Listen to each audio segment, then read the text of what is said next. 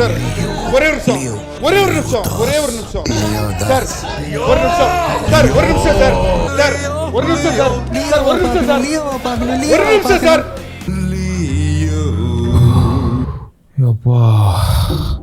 Welcome back to another episode of PT.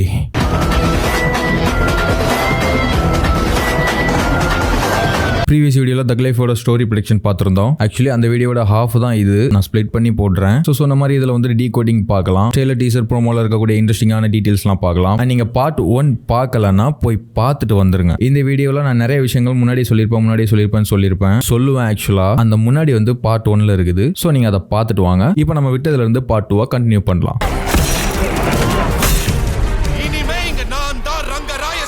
இப்போ first இந்த flashback சீனை வந்துட்டு நம்ம பார்க்கலாம். இந்த ரங்கராய சக்திவேல் வந்துட்டு அமரனை அடாப்ட் பண்ணக்கூடிய அந்த ஒரு சீன். 5 வண்ண பூவே தாலேலோ லாலி.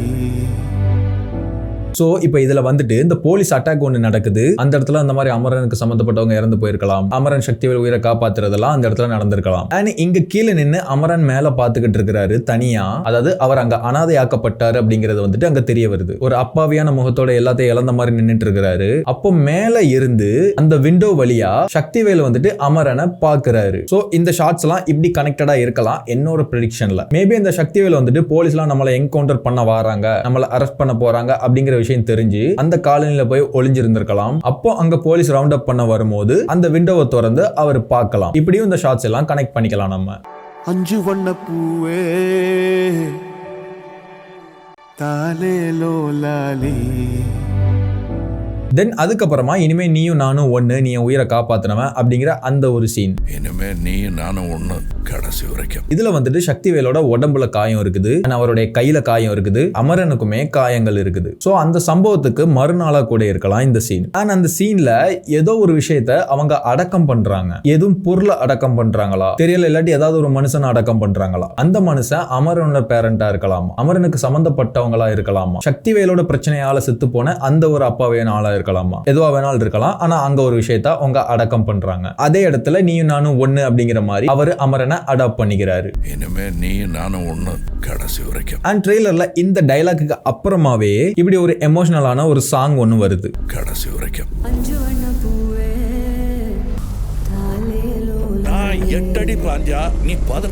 சோ இது இவங்க 2 பேருக்கான ஃபாதர் சன் சாங் அப்படிங்கிறது வந்துட்டு தெரிய வருது. இது இந்த ஜில்லா படத்துல சக்தியும் சிவனும் எந்த அளவுக்கு நெருக்கமா பாண்டிங்கா வளர்றாங்க அப்படிங்கறத வந்துட்டு கன்வே பண்ணுவாங்களா நம்மள்ட்ட. லைக் அந்த மாதிரி இந்த ஒரு சீனுக்கு அப்புறமா ஒரு எமோஷனலான ஒரு சாங் வரலாம். அவங்க 2 பேரும் எந்த அளவுக்கு நெருக்கமா வளர்றாங்க, சக்திவேல் எந்த அளவுக்கு அமரன் மேல பாசம் காட்டி வளர்க்கிறாரு அப்படிங்கறத நமக்கு கன்வே பண்ணலாம்.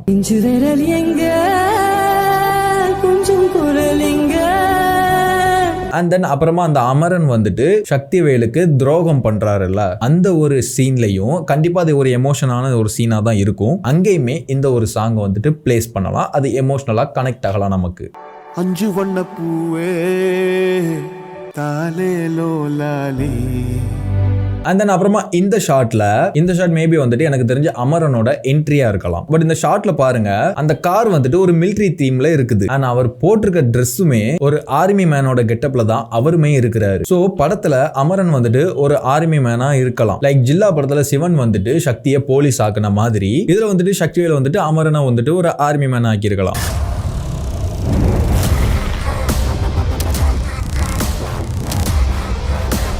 அண்ட் முக்கியமாக இது இந்த மிலிட்டரி இவர் வந்துட்டு ஒரு ஆர்மி மேன் அப்படிங்கிறத கான்ஃபிடென்ட்டாக சொல்றதுல எனக்கு என்ன ஒரு கன்ஃபியூஷன்னா, அவர் வந்துட்டு லாங் ஹேர் வச்சிருக்காருல்ல, இவ்வளோ ஹேர் வந்துட்டு ஆர்மியில் வைக்கலாமா? ஆர்மியில் வேற டிபார்ட்மெண்ட் என்னமோ இருக்குது, அதெல்லாம் நமக்கு தெரியாது. பட் அதில் ஒரு சில டிபார்ட்மெண்ட்ஸ்லாம் இந்த பியர்ட்லாம் வைக்கிறதுக்கு பெர்மிஷன் உண்டு. லைக் இந்த அமரன் படத்தில் சிவகார்த்திகேயன் வச்சிருப்பார்ல RR அப்படிங்கிற ஒரு இதில், அந்த மாதிரி எதுவும் இருந்துச்சுன்னா தெரிஞ்சவங்க இருந்தீங்கன்னா கமெண்ட்ல சொல்லுங்க. அண்ட் இப்போ அவர் வந்துட்டு என்ன பொறுத்த வரைக்கும் ஒரு ஆர்மி மேனா இருக்கிறாரு. திரும்ப அவர் வீட்டுக்கு வராரு. எதுக்காக வராரு? சக்திவேலோட பொண்ணுக்கு கல்யாணம், அதாவது அமரனோட தங்கச்சிக்கு கல்யாணம், அதுக்காக ஊருக்கு வராரு. அண்ட் இந்த ஷாட்ல அவர் அப்பாவோட பேசிக்கிட்டு இருக்கும் போது சக்திவேல் ஒரு கேங்ஸ்டர், அவரோட ப்ரொடெக்ஷனுக்காக சில ரவுடிஸ்லாம் அங்க நிக்கிறாங்க. ஆனா அதுக்கு பின்னாடி அமரனோட ப்ரொடெக்ஷனுக்காக அங்க சில ஆர்மி சோல்ஜர்ஸ்லாம் நிக்கிறாங்க. சோ இது வந்துட்டு இந்த ஷாட்ல கன்வே ஆகுது.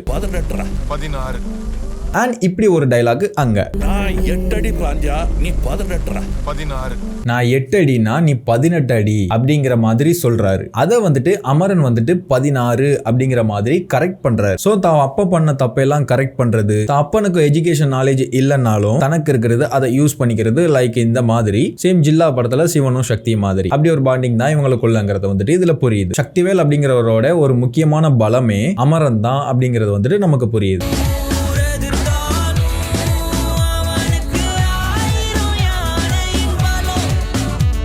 ஆர்மில இருந்து கல்யாணத்துக்காக வீட்டுக்கு வந்த அமரன் கையில சக்திவேல் வந்துட்டு தன்னோட பவர்ல பாதிய அவர் கையில கொடுக்கிறாரு. உள்ள இருந்து நான் பாத்துக்கிட்டு இருப்பேன், வெளியே அமரம் பாத்துக்குவான்.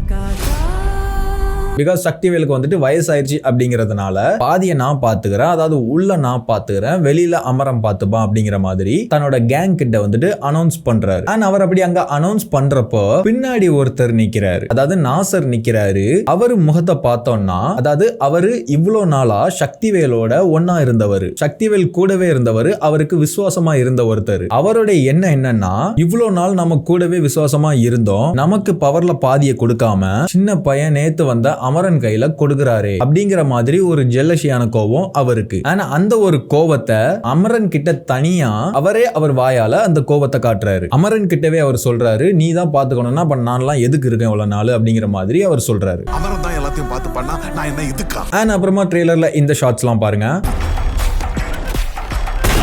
அதாவது அமரன் கையில பாதி பவர் போனதுக்கு அப்புறம் இவ்வளவு நாள் சக்திவேல் கூட விசுவாசமா இருந்த நாசர் வந்துட்டு சக்திவேல் பின்னாடி நின்னுட்டு இருந்தவர் இப்போ அமரன் கூட அவனுக்கு பின்னாடி நிக்கிறாரு. அண்ட் இந்த ஷாட்ஸ்லயே அமரன் கையில பவர் போனதுக்கு அப்புறம் அவர் பயங்கர வேகமா வளர ஆரம்பிக்கிறாரு. இஷ்டத்துக்கு என்னெல்லாமோ பண்றாரு, ஏகப்பட்ட பேரை கொலை பண்றாரு, ஒரு பெரிய இடத்த உடனடியா பிடிக்கிறதுக்காக இதெல்லாம் பண்ணிக்கிட்டு இருக்காரு அப்படிங்கறது வந்துட்டு இந்த ஷாட்ஸ்ல கன்வே ஆகுது. இள ரத்தம் துடிக்குது அப்படிங்கிற மாதிரி லைக்.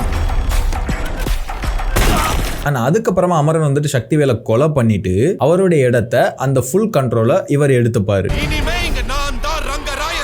அப்படிதான் படத்துல நடக்க போகுது. பட் அவர் துரோகம் பண்றதுக்கான காரணம் நான் 2-3 என்ன சொல்லியிருந்தேன். இப்போ இந்த இடத்துல இன்னொன்னு சொல்றேன். இந்த அமரன் வந்துட்டு இள ரத்தம் துள்ளுது அப்படிங்கிறதுனால பெரிய ஆள் ஆகணும் அப்படிங்கிறதுக்காக இஷ்டத்துக்கு என்னெல்லாமோ பண்ணிட்டு போய்கிட்டே இருப்பாரு. இப்போ ஒரு சில கேங்ஸ்டர்ஸ்க்குலாம் ஒரு சில கட்டுப்பாடு இருக்கும். அதே மாதிரி சக்திவேலுக்கும் சில விஷயங்கள்லாம் பண்ணக்கூடாது. லைக் இந்த அயன் படத்துல தாஸ்ங்கிற கேரக்டர் இருக்கும்ல, அந்த கேரக்டர் வந்துட்டு கடத்தல் தொழில் தான் பண்ணிக்கிட்டு இருக்கும். பட் ஆனா சில விஷயங்களை நான் பண்ண மாட்டேன் அப்படிங்கிற ஒரு கட்டுப்பாடோட இருக்கும். அதாவது போதை பொருட்களை வச்சு நான் தொழில் பண்ண மாட்டேன், அதை நான் கடத்தல் பண்ண மாட்டேன் அப்படிங்கிற ஒரு கட்டுப்பாடோட இருக்கும். கோடி ரூபாய் கொடுத்தாலும் சில விஷயங்களை நான் செய்ய மாட்டேன்.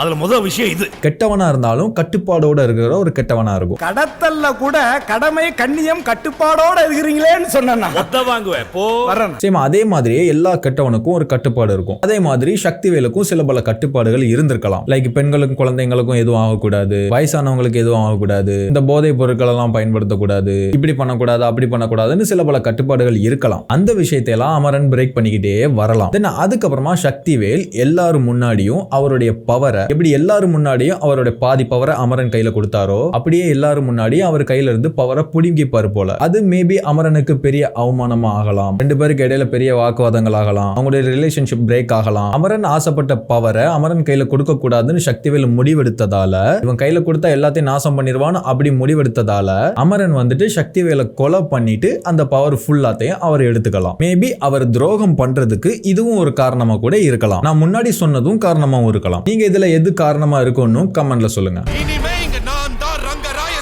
And then அதுக்கப்புறமா சக்திவேலோட ஒய்ஃபான அபிராமி மேம் வந்துட்டு ஒரு டயலாக் சொல்லுவாங்க. எனக்கு ஏதோ சரியா படல, நீங்க இப்ப போக வேண்டாம். அதாவது எனக்கு என்னமோ சரியா படல, நீ போகாத அப்படிங்கிற மாதிரி சக்திவேல் வந்துட்டு ஒரு இடத்துக்கு போறாரு போல, ஏதாவது ஒரு டீலிங் முடிக்கவோ இந்த மாதிரி தூரமாவோ வெளியிலயோ எங்கேயோ போறாரு போல. அப்போ வந்துட்டு அவங்களுக்கு எனக்கு ஏதோ தப்பா தோணுது, நீ போகாத அப்படிங்கிற மாதிரி லாக் பண்றாங்க அப்படிங்கறது வந்துட்டு அங்க தெரியுது. சோ இதுக்கப்புறம் அவர் எங்கேயோ போக போறாருல்ல, அங்கதான் அவருக்கான அந்த துரோகம் வந்துட்டு நடக்க போது, அங்கதான் அவரை கொலை பண்ண போறாங்க. இந்த டயலாக் அப்புறமே ஒரு சில ஷாட்ஸ் காமிப்பாங்க. எனக்கு ஏதோ சரியா படல, நீங்க இப்ப போக வேண்டாம்.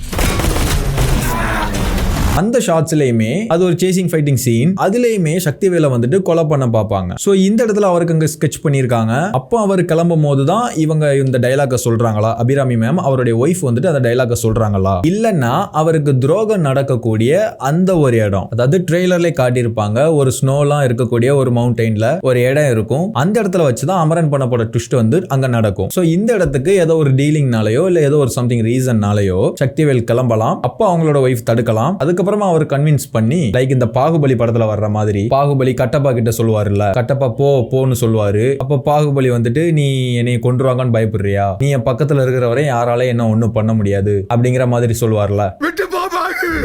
நீர் இந்த பாகுபலிக்காக பயப்படுகிறீரா? நீரின் பக்கம் இருக்கும் வரை என்னை கொல்லும் ஆண்மகன் இன்னும் பிறக்கவில்லை மாமா. சோ அங்க சக்திவேல் வந்துட்டு அவர் ஒய்ஃப அப்படி கூட கன்வின்ஸ் பண்ணிருக்கலாம், அமரன் என் கூட தான் இருக்கிறான், அவன் இருக்கும் போது என்ன பத்தி எதுக்கு பயப்படணும் அப்படிங்கிற மாதிரி வந்திருக்கலாம். ஆனா அதுக்கப்புறமா அங்க அமரன் வந்துட்டு ட்விஸ்ட் பண்ணிருக்கலாம்.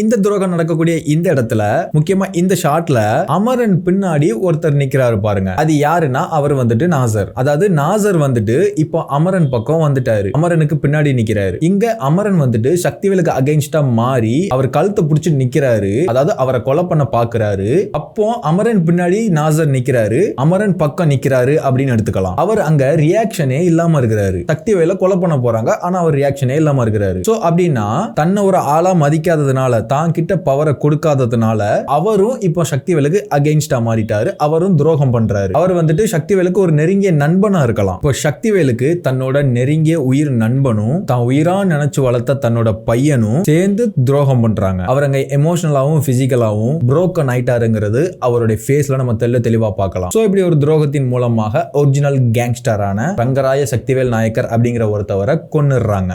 அஞ்சு வண்ண பூவே தாலேலோ லாலி.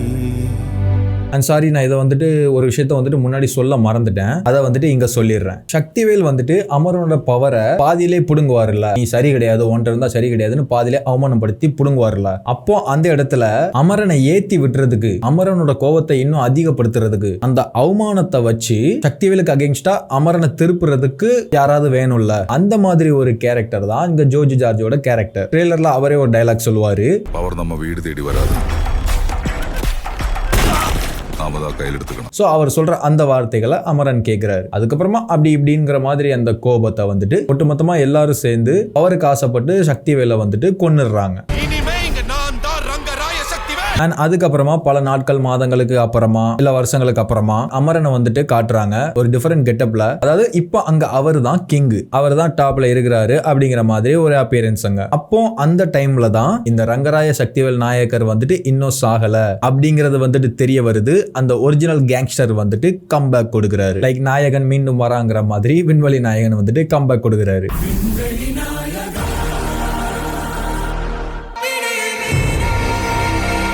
அதுக்கப்புறம் என்னெல்லாம் நடக்க போகுது, அவரோட ரெவென்ஸ் எப்படிலாம் இருக்க போகுது, அமரன் வெர்சஸ் ஓஜி எப்படிலாம் இருக்க போகுதுங்கிறது தான் பாதி படமா இருக்க போகுது.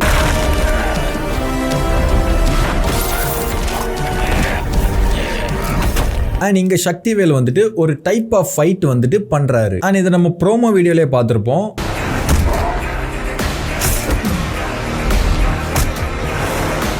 ஒரு வர்ம கலை, ஒரு தற்காப்பு கலை மாதிரி தெரியுது. மேபி செத்து போனதா நினைச்சவரு இவ்வளவு நாளுக்கு அப்புறமா பயங்கர அப்கிரேடா திரும்ப வந்திருக்கலாம், பயங்கர பவர்ஃபுல்லா இந்த வாட்டி திரும்ப வந்திருக்கலாம். இந்த வாட்டி ஃபேஸ் ஆஃப் பண்ண போது பாருங்க, முன்னாடி அவங்களுக்குள்ள ஃபேஸ் ஆஃப் வரும்போது அமரனோட ஃபேஸ் வந்துட்டு ரொம்ப கேஷுவலா இருக்கும், ரொம்ப ஸ்ட்ரகிளா தெரியாது, கோவமா மட்டும்தான் இருக்கும். பட் சக்திவேலோட ஃபேஸை பாருங்க, அவ்வளவு ஸ்ட்ரகிள் தெரியும் அந்த ஃபேஸ்ல. பட் இப்போ அவர் பவர்ஃபுல்லா திரும்ப வந்ததுக்கு அப்புறம் அமரன் வந்துட்டு ஸ்ட்ரகிள் பண்றாரு அப்படிங்கறது வந்துட்டு நமக்கு தெரியுது. அண்ட் இந்த கார்டிகை ஓபன் பண்ணும்போது ஒரு ஷர்ட் போட்டிருக்காருல உள்ள, ஒரு ஸ்கை ப்ளூ ஷர்ட், அதே ஷர்ட் தான் இவங்க ரெண்டு பேருக்குமான இந்த ஃபைட்லயும் போட்டிருப்பாரு. சோ இதெல்லாம் அந்த ஒரே நாளா கூட இருக்கலாம். அந்த நாள் காலையில, இது அந்த நாள் நைட்டு. சோ சக்திவேல் திரும்ப வந்து அமரன் அழிச்சு தன்னோட இடத்தை திரும்ப பிடிக்கிறாரு. எப்படி பிடிக்கிறாரு, கதை எப்படி எல்லாம் மூவ் ஆக போகுது, எவ்வளவு இன்ட்ரெஸ்டிங்கா இருக்க போகுது, எவ்வளவு இன்ட்ரெஸ்டிங்கா எடுத்துட்டு போறாரு மணி சார் அப்படிங்கறது எல்லாத்தையும் நம்ம படத்துல தான் பார்க்கணும். சோ பயங்கர இன்ட்ரெஸ்டிங்கா இருக்கும்னு நினைக்கிறேன். எல்லாரும் வெயிட் பண்ணி பார்க்கலாம். இது எவனுக்கும் எனக்கும் நடக்கிற கதை. நீயா நானா?